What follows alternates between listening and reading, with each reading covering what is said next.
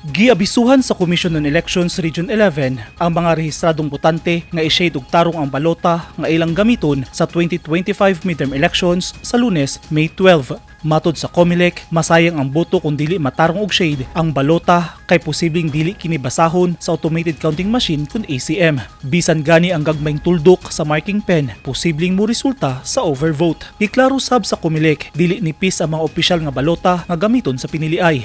We encourage everyone to properly shade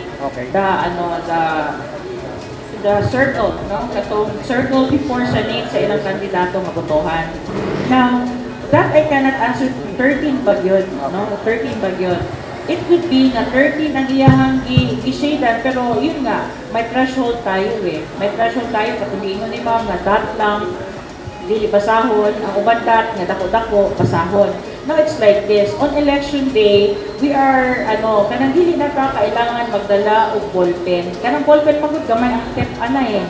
Naatay marking pens provided naa sa ato ang mga polling precincts. Now, as to allegation na overvote siya pero 12 pa yun ang ibasa, that I cannot answer ha. That I cannot answer kay wa nato nakitaan ang balota mismo. Kaya ako, ginawa ko yan, yung sinabi mo. Nag-vote ako ng 13.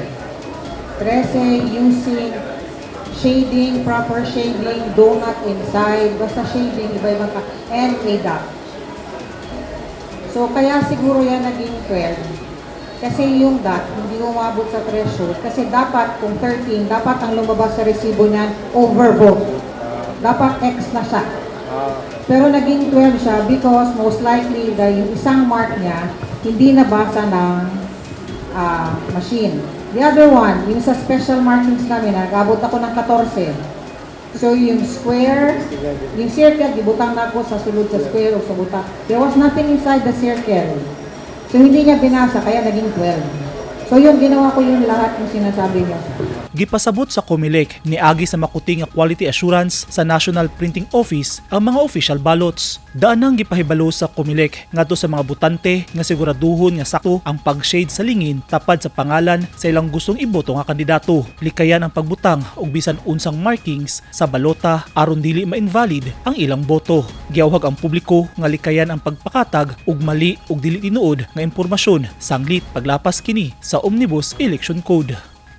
Eugene Hinutan, Newsline Philippines. Stay safe.